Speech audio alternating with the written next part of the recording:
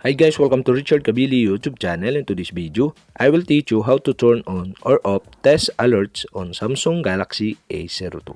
And okay guys, but before we start, kindly subscribe to my YouTube channel by pressing the subscribe button and the bell to notify you if I have new videos. Okay guys, let's start. So okay guys, you'll have to do is go to setting in your Samsung Galaxy A02. In settings, go to notifications. Okay, tap the notification. In notification, go to advanced settings. In advanced settings, okay, you can see below the wireless emergency alert. Okay, tap this.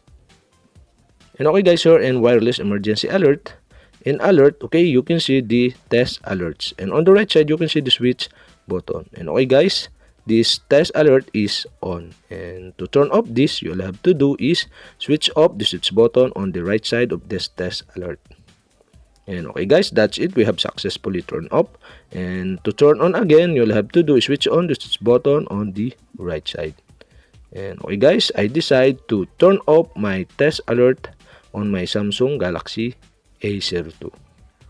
And okay guys, that's it. We have successfully turned on or off test alert on Samsung Galaxy A02. And okay guys, if you have a question, kindly comment below.